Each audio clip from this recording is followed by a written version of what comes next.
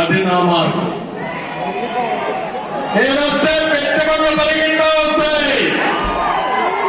పెట్టుబడిదారులు ఇక్కడ రావాలంటే ఉద్యోగంగా వస్తారు.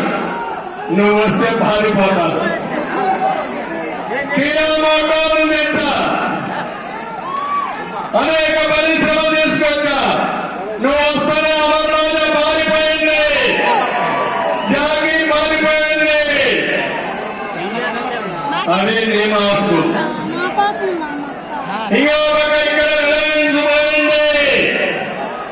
పెట్టుబడులు తెచ్చి 5 లక్షల ఉద్యోగాలు ఇవ్వడం మన మార్కు. 11 DSC తమ్ముడు, 1 కాదు 2 కాదు. ఏం మాట్లాడినా నేను కూడా మెగా DSC చెప్పాడా మీకు? ఇచ్చాడా మెగా DSC? జాబ్ క్యాలెండర్ ఉన్నావా లేదా? ఇచ్చాడా జాబ్ క్యాలెండర్? నేను సవాలు విసురుతున్నా. 14 సంవత్సరాల ముఖ్యమంత్రిగా 8 సార్లు DSC పెట్టిన ఘనత తెలుగుదేశం పార్టీది. 3 సార్లు DSC పెట్టిన ఘనత ఎన్టీ రామారావు గారిది. 2 కలిసి 11 సార్లు పెట్టాం. నీకు బ్రాండ్ చూస్తే 5 ఏళ్ళు చరిత్రహీనులుగా మిగిలిపోతావు. ఒక్క DSC పెట్టలేకపోయావు. మళ్ళీ హామీ ఇస్తున్నా, ముఖ్యమంత్రి అయిన వెంటనే మొదటి సంతకం మెగా DSC పైన పెడతా.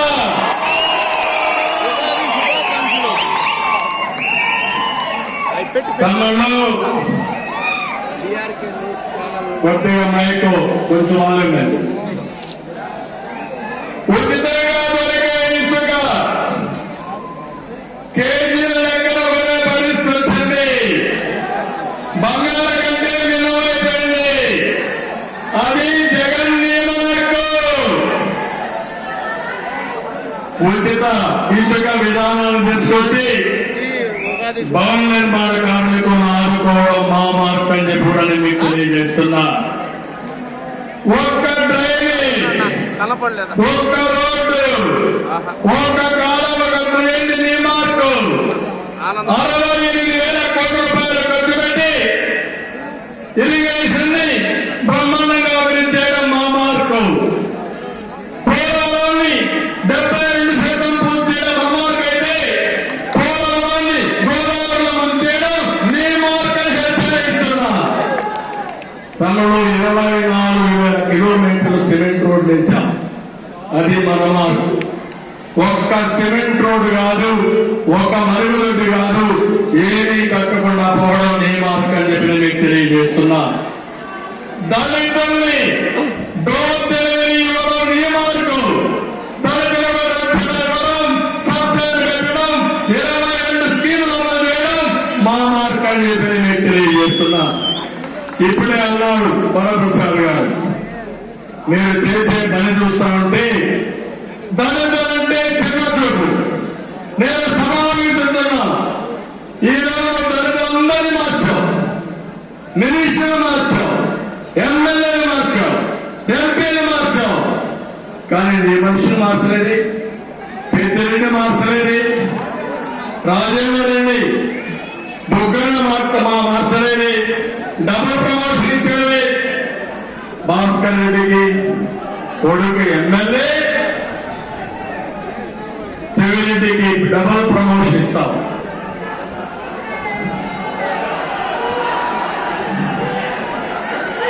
చాలా చిన్న విషయం. అంటే ఈ జిల్లాలో ఎవరిని మార్చావు? దళితులే మార్చాలా లేదా? వేరే వాళ్ళు మార్చాలా లేదా? అంటే నీకు సమాధానం ఉండాలని అడుగుతున్నా.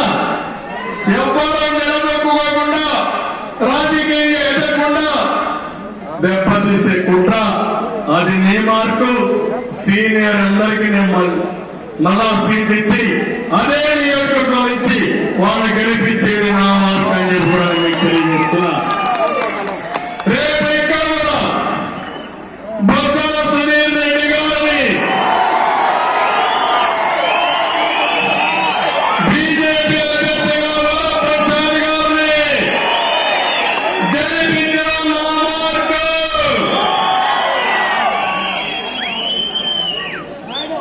నీ మార్పు చూస్తే నువ్వు ఎంపీ సీట్ ఇస్తా ఉన్నా పారిపోయే పరిస్థితికి వచ్చారు.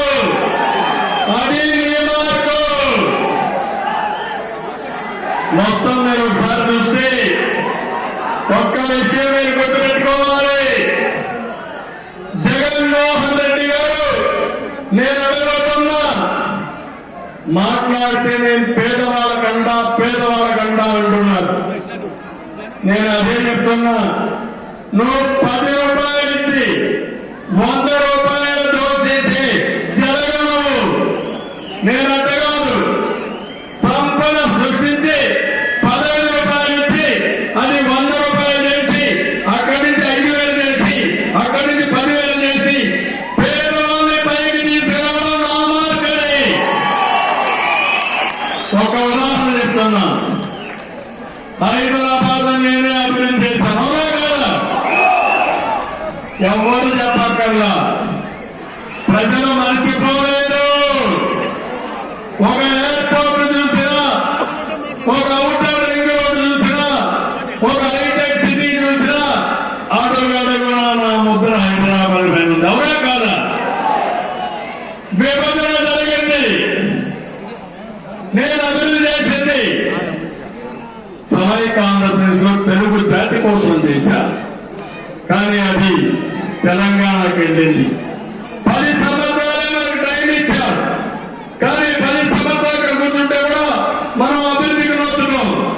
ఒకవేళ అభివృద్ధి అయినా మళ్ళీ తెలంగాణకి పోతున్న ఉద్దేశంతో నేను ఆలోచించి ఒక విజన్ తయారు చేశాం. 2029కి దేశంలో నెంబర్ 1 రాష్ట్రంగా ఆంధ్రప్రదేశ్ తయారు చేయాలని నా విజన్.